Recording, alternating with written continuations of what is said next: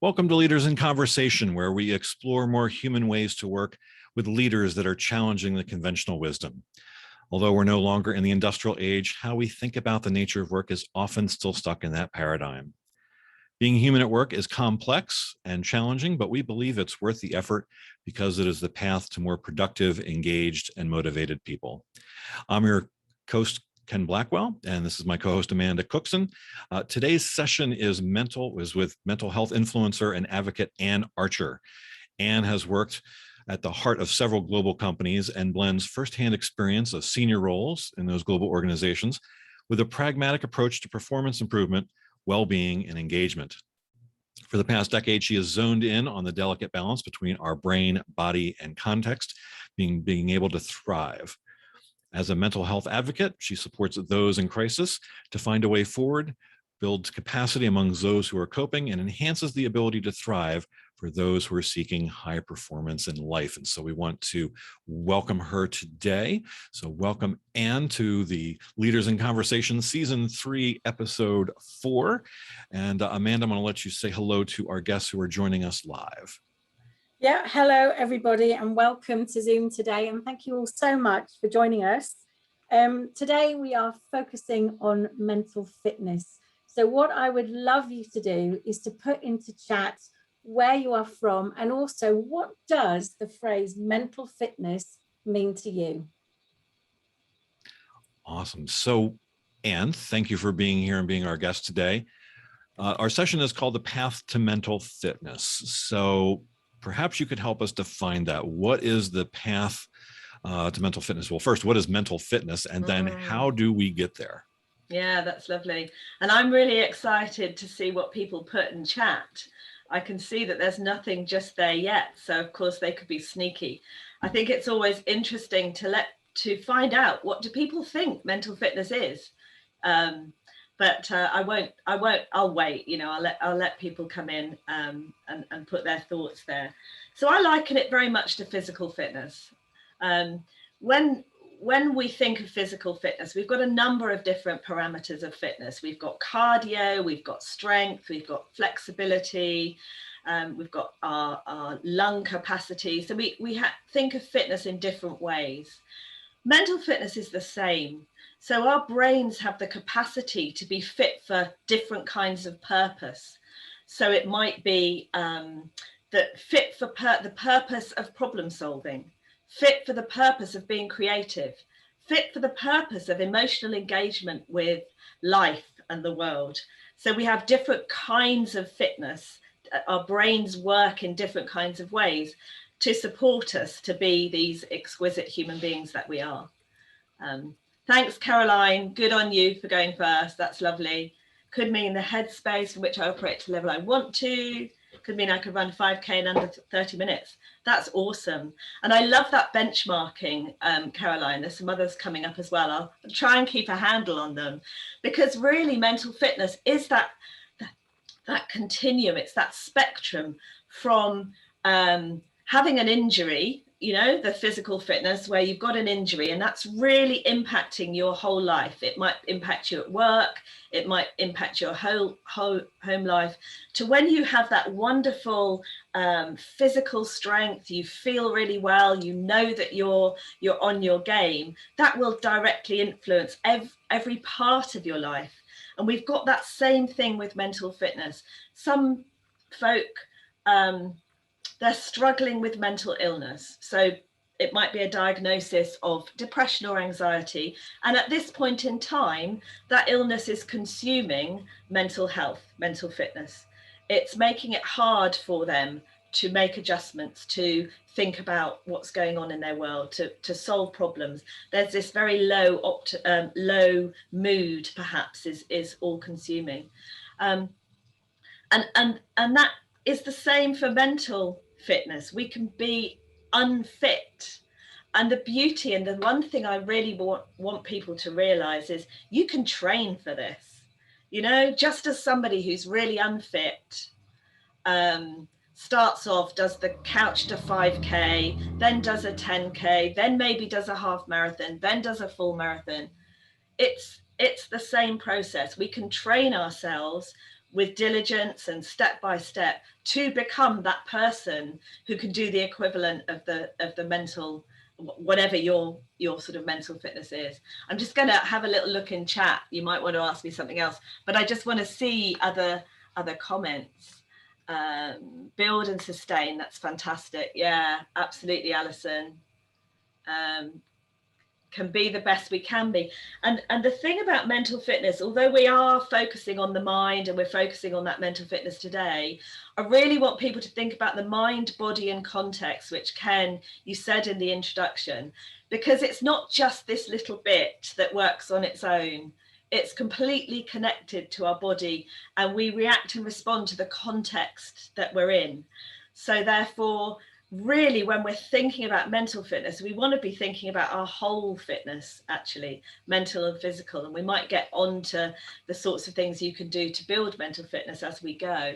Well, yeah, I think a question that immediately comes to mind as you're making the link between mental fitness and physical fitness is we know we can train the body with calisthenics, with exercises. Yeah. So are there equivalents for mental fitness? Some might think, well, gosh, if you're doing a crossword or some sort of logic puzzle, you're training your mind to do this. What sort of are there activities that we can do that help build mental fitness? Yeah, 100%.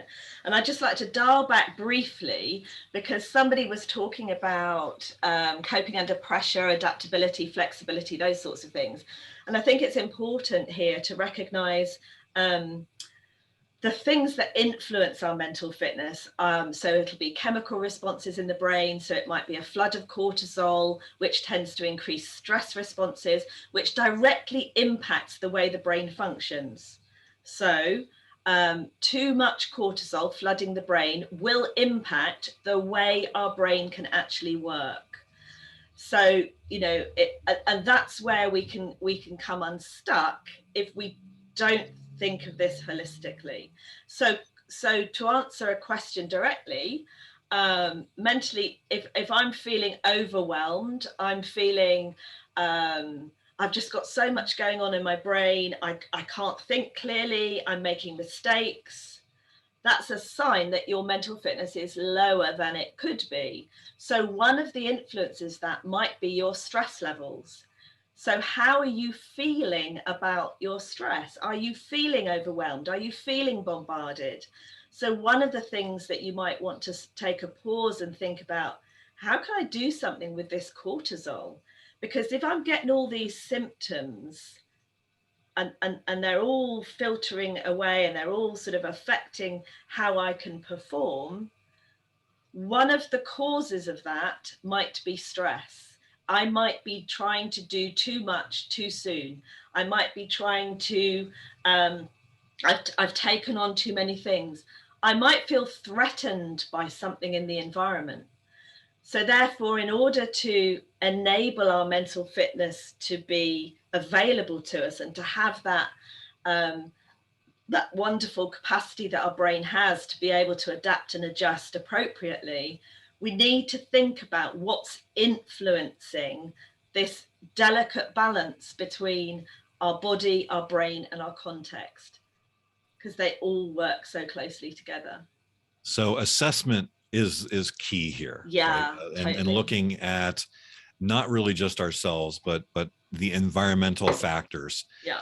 And then in context with ourselves and what's 100%. playing out. So that seems like a very critical skill to develop. Yeah. Is how do we differentiate, what maybe is self-imposed or self-created, and just the workload that we have pulled upon ourselves. And another point that sort of sparks immediately, we totally underestimate the impact of sleep on our mental fitness, on our physical fitness too.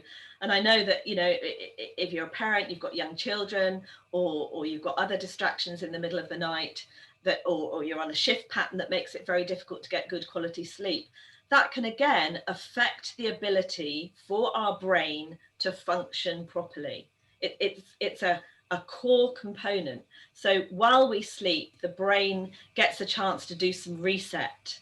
It can get rid of some of the toxins that it can't get rid of during the day when it's switched on to different kind of perceptions and different kind of activity. So again, just like thinking about what's in my environment that's creating that stress, thinking about, am I just knackered? Am I just exhausted? You know, do I just need more sleep? And so often I've had clients who've poo-pooed it a bit and been a little bit sniffy.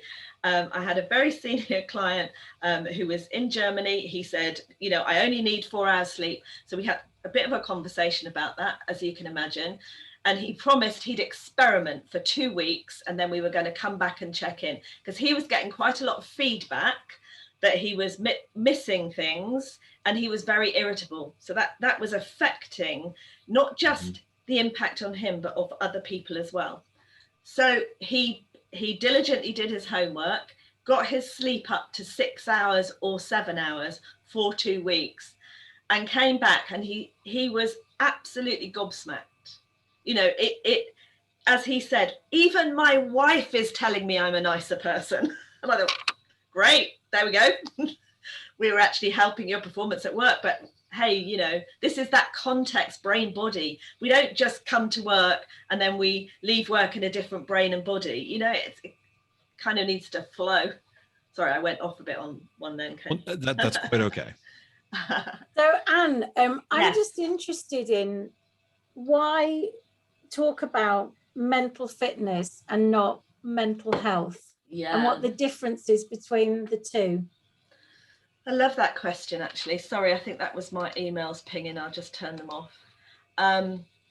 So I have a bit of a concern at the moment about the language that's being used around mental health. So there's a lot of work going on, and I think it's absolutely fantastic that it is, to raise awareness of mental health and to encourage people to talk. And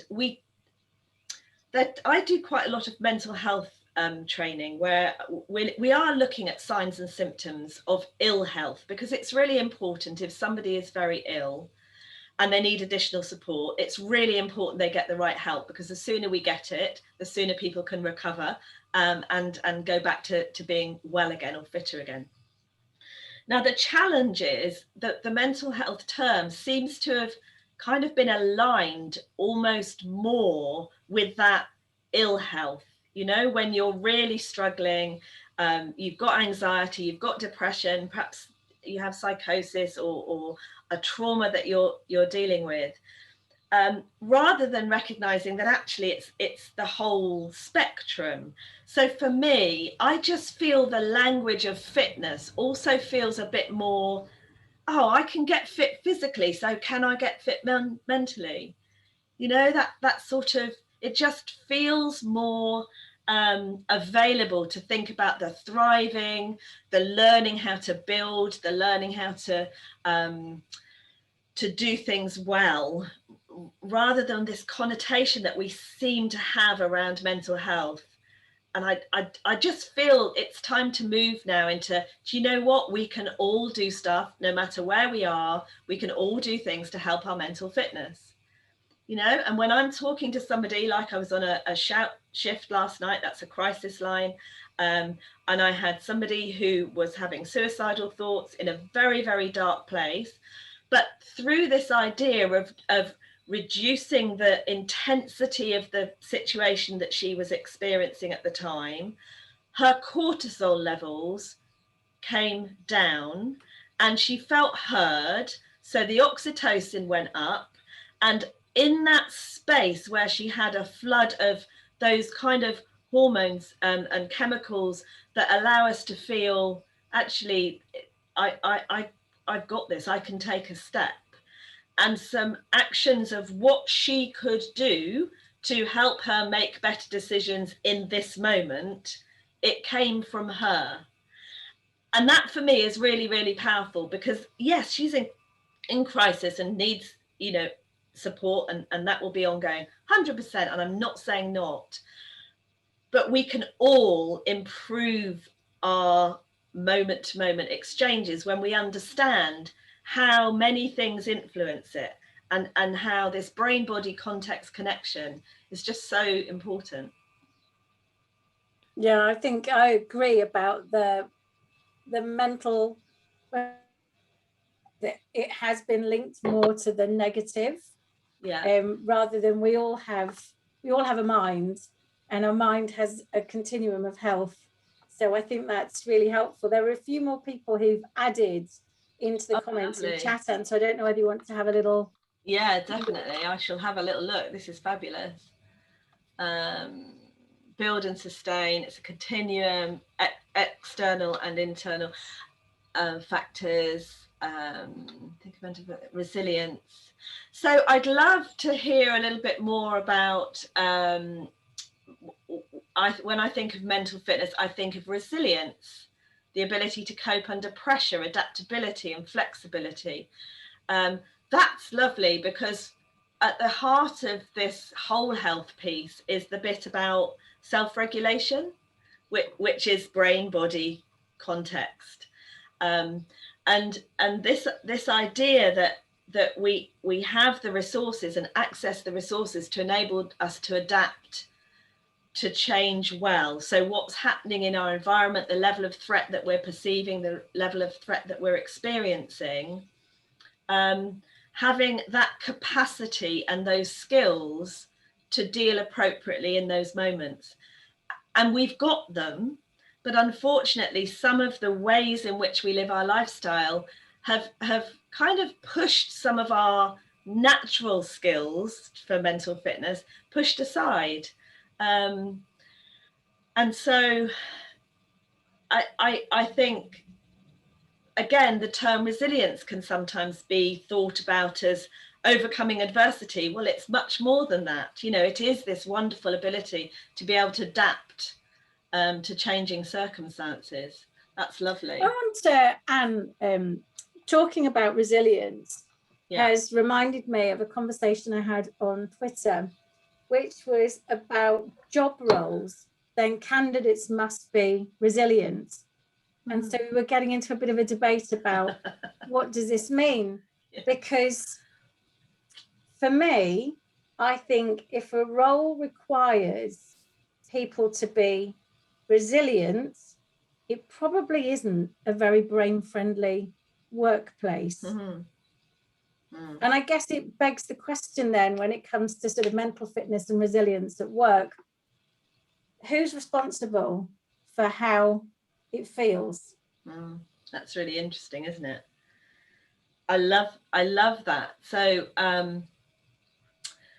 I do quite a lot of work with organizations that want to be good for people to work with. You know, wouldn't it be great if work made people feel well and fit rather than the other way around?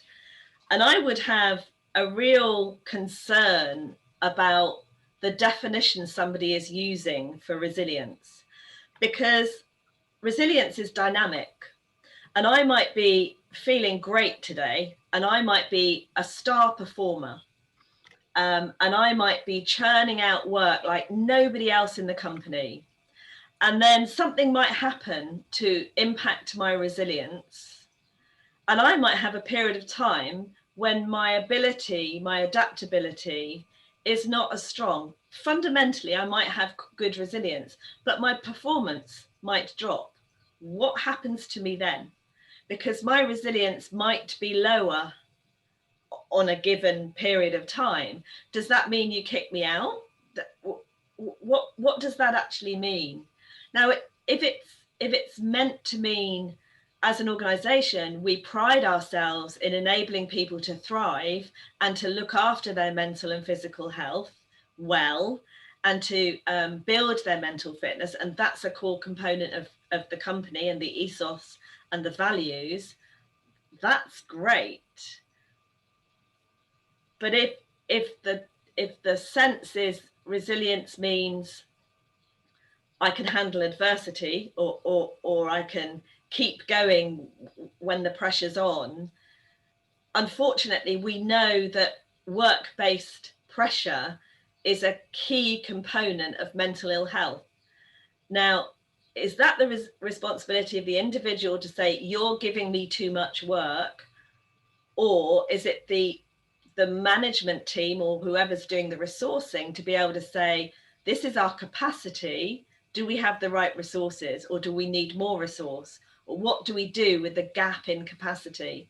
Oh, well, we'll just load it to the top performers and let them burn out, you know, because they can do it. And I think there's also a question, isn't there, about, you know, this sort of, which I hate the phrase, kind of snowflake generation, and the fact that, you know, people just need to suck it up, just put up with it. And so if you do raise an issue, it's because of a lack of your resilience rather than about the environment in which you're in. Yeah. And I think just sort of stepping out a little bit on that, if we were getting it right, I don't think we'd have such an increase in mental ill health. We wouldn't have such an increase in teens and children being medicated for various different anxieties, depressions. Our suicide rates would be going down, not going up. We would not have so much emotionally based eating disorders, and some obesities fall into that sort of element. We wouldn't have so much things like cyberbullying, which is bad for people. So the connectivity between a global way of living and working and being and us as individuals, it is actually all connected. And we need to think about me and you and us. And then there's the question about the organization, and then the markets and the decisions. And you know, it's, I believe if more people were more mentally fit at this moment in our history, we would be making different decisions about how we live, because the way we're living is not always making us healthy. Well, yeah, and I think, you know, back to what Amanda was saying, if the need for resilience is kind of code for you're going to need to really be adaptable to a dysfunctional work environment, Yeah. you know, that there are problems here and you're going to have to be the one that copes because we're not going to give that to you. Yeah. That's problematic. Yeah. But it also seems like if we're looking at resilience, it's a matter of how we're measuring that. Or how we're looking at that as a measure. And I think it goes along with happiness, with so many other things, that there's almost a mechanical view to it that, you know, you are set at a particular level, right? If you are resilient, well, you're always going to be this level of resilience because that's how you come out of the factory, you know, that you're designed for this parameter. You're going to be this happy, this resilient, this low stress, and it is variable. And so perhaps it's something in the way we're even conceiving of these things that is we're almost causing our own problems because of how we're trying to assess and measure some of these values, right? And then we're starting to feel bad because if I'm not resilient all the time, then maybe I'm not resilient, and then you know, all of this starts to build. Yes. And it goes back, doesn't it, to how do you define resilience? Because being resilient means you're adaptive to your circumstances. So it might mean that sometimes I just sit very quietly and I'm not making a lot of noise and I'm not jumping up and down and I'm not necessarily forging my way through a whole load of work or anything. That's just as valid to a self-regulating human being as being on the front line in a war zone. It's variable to the context, so we have to have that adaptability to change. And I think if you think about resilience as more of a continuum from kind of that burnout idea of where somebody really isn't thriving, they're, you know, overwhelmed, really struggling, and very little capacity to do anything, and so then it's very delicate baby steps. And then you might have somebody who's perhaps they're coping, they're doing all right, they're maybe surviving, getting through. And the challenge when you're around that surviving, coping space is that if you've got everybody around you who's feeling the same, that's become normal. You think it's then normal to work 12-hour days. You think it's normal to always feel exhausted. You think it's normal to feel anxious because everybody around you feels the same. You know, and then if we think about how we can move into that space of thriving, that feels quite different. Richard, I love this comment. It comes back to a point that Richard made here, which is, for me, my body is the vehicle and my mental fitness affects my competence to drive it well. I love that, because that's that real head and body, you know, mind and body working together. Focus, energy, interacting effectively. Absolutely. That kind of, that interaction that's constant and variable. And this kind of leads into maybe a question that Gemma has in chat there. She said she saw a TED Talk recently that mentioned the stress response cycle, which is a new concept for her.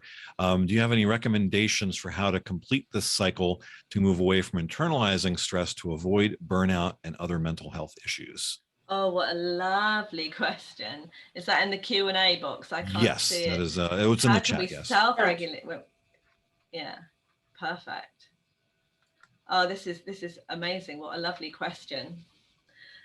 So stress is a bit of a little devil, because and I really enjoy the work of people like Gabor Mate and others, Bessel van der Kolk, who have quite a pragmatic view of stress, which says, actually, it's not always the stress itself that's the problem. It's how we perceive the stress. So we become our own worst enemies, okay? And that might be why two people might be faced with the same situation that is a highly stressful situation. And I work quite a lot with medics on the front line, so people that are working on COVID wards, for example, and they're dealing with life and death. And it can be intensely stressful making decisions that are moment to moment about life and death. And yet one person might be able to handle it in a way that allows them to do their job, do it well, and then kind of breathe it out as they leave the session, as they leave their shift, and cycle home and not take it home to their family. And then there might be somebody else who has the same shift and the same challenges, whose ability to see the stress as overwhelming, as very negative, as very difficult. What then happens is we start to see the negatives. So one of the, it's a lovely question, Gemma, and there's quite a few bits to it, but I think one of the fundamentals for me is always about, how am I perceiving the situation that I'm in here right now? So we've got a stressful situation, whether it's COVID related, whether it's kids missing out on school or whatever it is, we've got a situation. Fundamentally, are you perceiving it as a real problem? So you're latched into the negative. You've caught that part of your brain that looks for danger, that wants to help you survive. And sometimes it overplays its part. And that's when the cortisol can flood our brain and we're unable to release ourselves. We're really stuck in that place of, this is dreadful, this is awful. And then what happens is we start to see things that happen in that light, because what we pay attention to is what we then start to find. And one of the practices that you can learn to do, and it doesn't come overnight, wave a magic wand and suddenly you can run a marathon when you haven't actually got off the couch for the last 2 years. It's not going to happen like that. But what you can start to do is, when you're looking at a situation, when you're having a thought, when you're reflecting on your day, if you give yourself a bit more of an opportunity to practice looking at it from an optimistic perspective. So realistic optimism, I'm not talking about rose-tinted glasses and la la land. I'm talking about a realistic optimism. So if you can flip from, this is all going horribly wrong, and put the hat on that says, right, okay, if I had an optimistic lens right now, how might I be able to see this differently? It's very interesting how possibilities start to come up. I was going back, if you go back to that conversation I was sharing with you about the suicidal thoughts, I think that's the ultimate risk of poor mental fitness and mental health, where somebody is in so much pain, that's the only way they feel that they've got to go out. So resilience is down, mental fitness is down. In that moment of being able to have a bit of breathing space, somebody to talk to who listens without judgment, which is another key to the whole stress shift, and who helps them to find their own resourcefulness, then you start believing you can. And this idea of agency, or feeling that actually there are things I can control, there are things I can do, is really important to self-regulation. And I think this is why, back to your question about mental health and mental fitness, we're not hearing any of this in the media.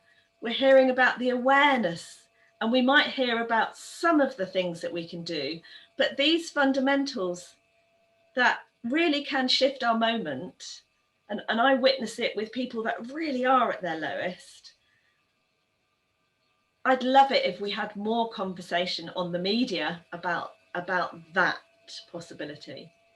Gemma, So I don't know if, sorry, if that answers your question. There's a question, Anne, that was asked, I think it's been asked twice. Oh, sorry. Which is about, about self-regulation. Mm-hmm. So how can you self-regulate? And particularly if you think about, you know, yes, we're coming out of lockdown restrictions, but there's a lot of COVID around.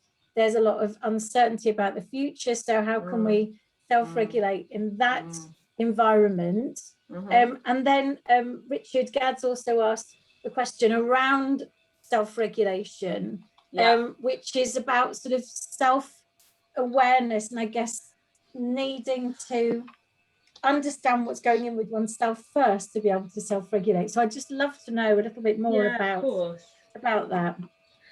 So I'm going to try and answer both, and if I fail, then just come back at me with another question. So if we think about what does it mean to self-regulate, okay, what are we self-regulating? So what we're trying to do is get these exquisite bits of us to work together, to actually work in some form of harmony that's appropriate and relevant to the environment and the context that we're in. So right here, right now, my self-regulation is about being relaxed, because if I'm not relaxed, I'm not going to be able to draw on resources. It means feeling you know, physically calm, so my breathing rate is fairly steady. I don't feel I'm running over my words because I've got that relaxing. My heart's not bumping in my chest, which if it was would probably impact my performance, because it would all sort of come out wrong. And yet if suddenly I heard an accident outside the door, and it was a massive crash and a bang, I would need to change my physiological state if I was going to then go and do some sort of rescue or CPR or whatever. My body would need to be toned. I don't need all this digestion system, so it would shut off. I don't need the capacity to think about all my resources. I really don't. I actually need to focus on what do I need to do to go and help in that context. Now, most of the time, we don't even realize this is what's happening to us. That these shifts, these changes, these exquisite ways that our body and brains work together as if by magic, we've got this capacity anyway, we've got this ability. So it's always worth starting to track and track things like, what's your energy doing? And I think about mental, physical, spiritual, emotional energy. What are they doing? So if my emotions seem to be running really high and perhaps I'm feeling very tearful, that's a good track. So what might be going on there that's causing that? What might be a solution to reduce that level of intensity if it doesn't feel to be appropriate? So it might be an anxiety that I've got. I might need to do the work on the anxiety to reduce the emotional intensity. So if we track and this is how I came to understand so much more myself. I just started to track, and I started to track things like my energy, my food, my movement, my sleep. I also started to track, was I actually having really good conversations with people, or was I holding stuff in? Because I'm quite an introverted person, and so my default is often to let these grey cells just whir and whir and whir. Not always helpful. So going back to COVID, I had COVID right at the start of the pandemic and was quite poorly, woke up in the middle of the night one night and I couldn't breathe. And in that moment, I was absolutely terrified. Now, thankfully, because I've trained myself to practice mindfulness, to practice breathing techniques, I was able to think, hold on a minute, just stop. You're lying down. What happens if you sit up? You know, that sort of real baby steps. Oh, actually sitting up feels better. I don't think I need an ambulance. I'm okay. And it's that's training. It's, you know, I didn't suddenly, I mean, some people probably have the capacity to do that because their life has taught them that. I didn't have that capacity. I've had to learn how to modulate by tracking and then noticing what are the things I need to do that change how I'm feeling. Heart rate variability, that's another one you can do. You can wire up your heart and notice how your heart rate varies over a period of time. What's very interesting is when you regulate your breathing, it will have an impact on the internal organs, including the heart. So you can see directly when I change my breathing, what happens to my heart. So it's a really lovely question. And I don't know if I've gone into the right amount of detail to help, but tracking and then seeing what works for you and your body and your context and your concerns is what's really important.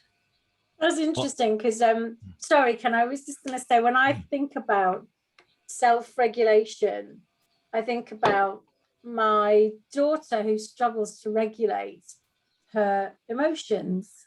Mm-hmm. And so for me, it's about not feeling a way that you don't want to feel, whether that's anxiety or kind of busyness. Whereas what I kind of heard you say was, it's about, is the way I am right now helping me perform in the situation I'm in? Yeah, perfect. So nothing's good or bad. Yeah. It's about the context. Yeah. And if you think to yourself, actually, she seems to be, you're thinking about your daughter, she seems to be reacting more than is helpful, that might mean that she needs some very specific coping strategies when she's in those moments.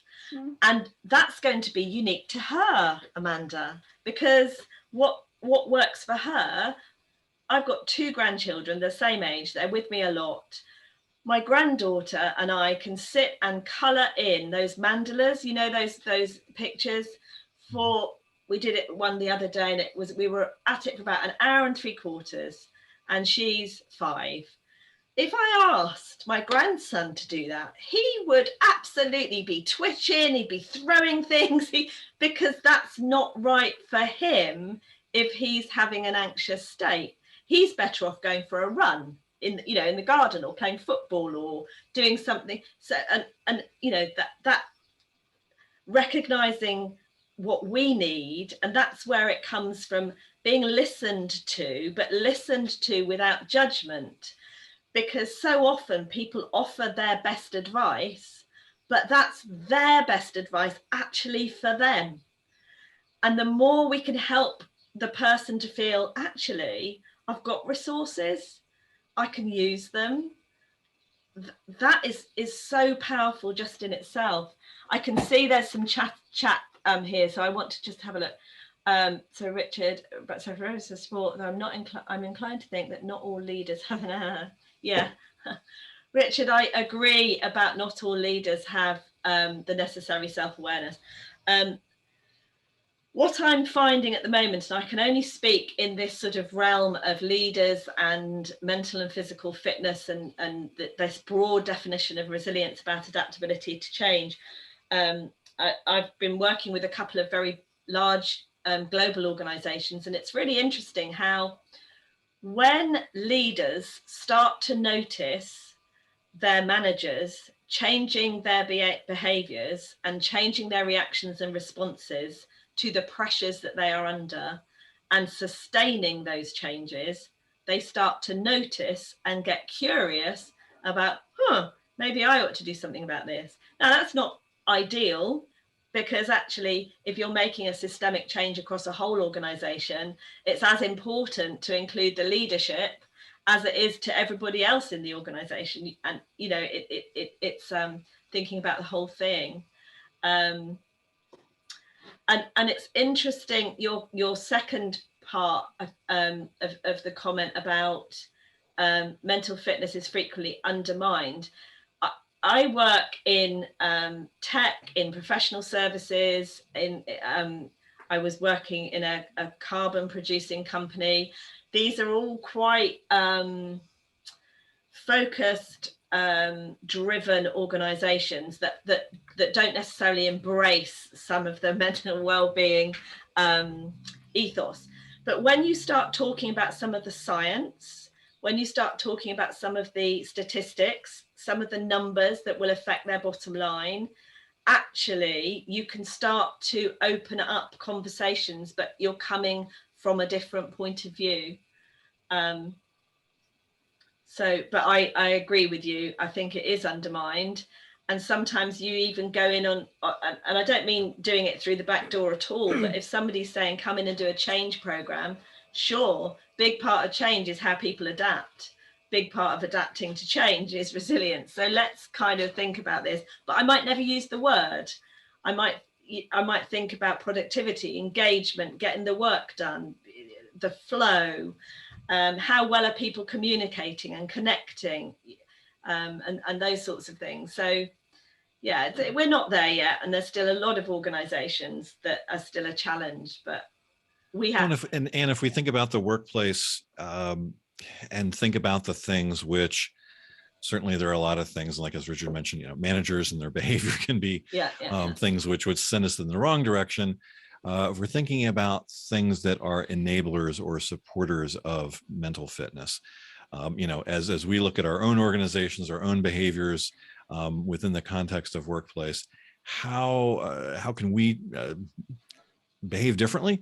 And then also, what are some of those structural enablers for mental fitness that we might want to be looking for? If they're there, to strengthen them; if they're absent, to try and add them. Well, in organizations. Yeah, like within the workplace. Yeah. One of the ones that comes to me over and over again, and it seems to happen whenever I'm doing team coaching or I'm working in an organization, is this thing about capacity. And when you start asking questions about capacity, how do you measure whether you have enough resources to meet the capacity? So very simple, you know, does the demand meet the supply, right? Very, very, very simple. And the reason why I start there is because then you're able to look at the whole organization, and that's quite a nice place to look, because the capacity is often part of a chain. It's not just one thing. It's there's a number of different factors that influence it. So then you can start getting teams to talk to each other about the influences, impacts they have on each other's capacity. And we know that when people feel connected and that they're being listened to and they're being heard, they're more likely to have higher levels of mental fitness than if they feel constantly ignored, not listened to, nobody's paying any attention to the challenges. So one of the first things I usually do is look at capacity. And those sorts of conversations, when you do it with a leadership team or a management team, you usually get some wry smiles as well. Yeah, right, okay. And then you can talk about, so if that's the capacity of the team, how does that influence you as individuals? What does that do to your performance? So then you're linking individual performance with team capacity, with organization capacity. It might then start to shift behaviors in terms of what's acceptable or not acceptable with your clients. Because if you're being pressured to do certain bits of work and you're overloaded, but actually the client's going on holiday, so they don't care if you're not doing it to the following week. It's opening up the possibilities of looking at work in a different way. So I always start with capacity, because then that leads to conversations and that leads to connection, which then can unearth other sorts of things. So those two to me are just so fundamental, those kind of.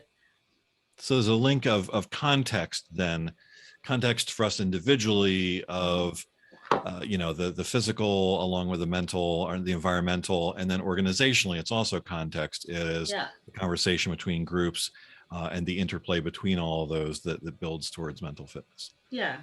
So it's just layers, isn't it, really? It's me, but I'm not on my own here. It's me and you, and it's us, and it's we, and it's the community, and it's the organization. And actually, we all impact each other both ways. And sometimes I think the world is just pretty much overwhelmed at the moment. So let's dial down. And if it starts with us, and I've noticed quite a few people saying, I'm just not doing that anymore. And interestingly, it's dialing down the tension in the organization. And that's just dialing things down, which doesn't mean we haven't got hunger and drive and want things to happen. It just might mean we're self-regulating in a way that we've not been doing very well for quite a few decades. Just not going to kill myself to do that, right? I mean, yeah. And I've been working in a very high pressured organization. Obviously, I won't say who it is. And quite a few people that I was coaching there, these are managers leading quite substantial teams, having done some work around this, have said, I'm just not willing to do this anymore. I'm like, just as you said, I'm not willing to kill myself for this. I'm not willing to, make myself ill. That's a good decision, and that's yours to make. Because somebody asked in the Q&A section about how do you take self-regulation into the corporate world? Because I think quite often at work, people wear their bad mood and their exhaustion as a badge of honor, or they feel that being irritable and short with people comes with the privilege of leadership. So what would your advice be there in terms of creating a more self-regulated and mentally friendly way of working at work? I can only really speak there to my own experiences. I think that would be the fairest thing to do. And I work in those big corporate organizations. I work in very fast-paced, medium-sized businesses. I work with small business owners. And with the corporates, particularly if there's a sense that they might be a little bit reluctant to do this rather weird stuff that's called self-regulation, I found, as my confidence and total belief that this is how it works, it doesn't seem to build resistance. So when I start a conversation, for example, if I'm coaching somebody or a team, I'll always say, I'm always looking at the whole person, whole life. And the reason for that is this. And then we go through a bit of the science and we talk a bit about the brain and the body and the way context influences us. And we come up with a few little case studies to show how that's the case. And I can honestly say that I haven't had resistance. I know resistance is there. And one of the organizations I'm working with, when you sort of layer up and look at the senior leadership, not there yet. But what's interesting is the groundswell of opinion that says, actually, this is about my health. This is about my performance. This is about my engagement. This is about my connection with people. It's all of these things. And then when people have that passion and that realization, those in leadership roles start going, what's that about then? Tell me. And then I think we can help make some changes. So, and I don't know where the time has gone, but it has whizzed by. So what I would love is if you could share maybe one or two really practical things that if people are listening now or kind of watching the replay and they want to take a step further along the path to mental fitness, what is a great first step to take? Can I have two? Yeah. So the first one is to pay attention to how you are managing your stress levels. So think about what's causing you stress, and how this is impacting you and what that's doing for you, and what you can actually do to reduce the amount of stress that's there for you. And it's going to be very personal to you. And so I'd pay attention to that, because stress is not helpful. And if you're living with a lot of stress, so it's no longer pressure, it's turned into something that's unhealthy, I'd really pay attention to that. Whether you talk to friends, family, Mind have got brilliant resources around stress management. I would absolutely advocate pay attention to stress. Cortisol doesn't help our mental fitness when we have too much. Okay. The other thing is track your energy. Track your mental, emotional, physical, and spiritual energy, and notice for yourself what makes it go up and what makes it go down. And it's quite simple, but once you start tracking, and I start to notice, if I eat a lot of brown bread, the next day I feel really bleh. That's because my digestion can't work with the brown bread, and then my body starts to go bleh, and it's because the brain and body is connected. So that's why, track and see what changes for you. And that you don't need all these gizmos and gadgets and all the other stuff. Start with the real fundamentals, because we've got the capacity to do this for ourselves. I think. Do you just track pen and paper? You don't have a particular app? Or? I personally don't have an app. I mean, there are apps that you can use. If I'm doing something like fitness, I tend to just use something like MyFitnessPal, but there's others. There's the Apple Watches, there's different kind of ways. But there's something quite profound about getting a piece of paper and just writing down, is it gone up? Has it gone down? What was I doing? How am I going to change it? And the act of writing to ourselves, it's almost like, I'm going to take myself seriously for a few minutes. I'm going to give myself some self-care and some self-love while I write down and I think about, what am I doing to myself right now? And it's a bit of a conversation that you can have with yourself, which when you're punching into an app, it kind of does it all for you. Whereas, and Gabor Mate talks about this, the very act of journaling and writing things down can actually make you feel as though you're engaging with yourself. Which can be really helpful. So I wouldn't go for apps and stuff personally, for a good reason. You said earlier in the conversation that there were some things that we were doing that were taking us in the opposite direction of mental fitness, and it sounded like there might be things that we might not realize we're doing. So are there any things then that we should stop doing or change doing? Social media detox would be a big one, because although there's a lot of social media that's really great, there's also a lot of comparative behavior that goes on. We read things that we think are true that aren't. There are influencers who are influencing without credibility, without authority, without underpinning research, and saying things that are quite worrying. So I would go for a social media detox, because I just there's some incredible work going on at the moment to try and make the internet a safer place. But actually, if we just stop using it so much, it might do its job. That might help. I think the other things that we've sort of got ourselves caught up with is we don't think about sleep, eating, and movement as being important. They've become sacrificial, if you like. I've got too much to do, so I won't sleep.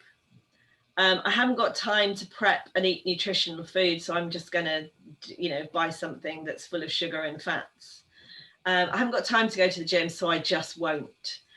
again, those are fundamentals that actually make a significant difference to our mental fitness. It's not complicated, gooky stuff we need to do. Some of the fundamentals are what would make the most difference. Well, and just having that sense of yourself can be so helpful. I mean, and I have, in paying attention to myself, noticed there are times of either stress or agitation, or just I'm just not mentally as sharp as I want to be. And sometimes it's I haven't drunk enough water. Maybe I've had a bit too much caffeine. Yeah, absolutely. Maybe I've, gosh, you know what? It's kind of getting into the afternoon, and I haven't stopped for lunch yet. Yeah. I need to stop and put some fuel in the system here. Yeah. There can be some very basic things Yeah. that, because of the way we work, the way we're in contact with others, that we skip over those. And I have to say, yes, that is such a key thing. They're so basic that we might not think they're important because they're so elementary, but they really are critical. Yeah. And it's interesting, through COVID, I think many people have come to realize how important they are. And I speak to quite a lot of people saying, I really need to keep my walking going in the morning because I get to work, and I'm working on Zoom and I get to work and I feel really fresh. How am I going to do that when I go back into the office? And that's quite a big challenge for leaders, to how can we retain some of the benefits, the really good things that have come out of a very challenging situation. Awesome. So it's been an absolute pleasure, Anne. Thank you for being here with us today. Shared a lot of fantastic information, answered some great questions from our audience. Thank you, audience members, for giving those and getting that information out. And yeah, I think it's time for us to build on all the awareness we've been creating and start taking some steps forward as we go forward. So this is not, of course, the end here, as always.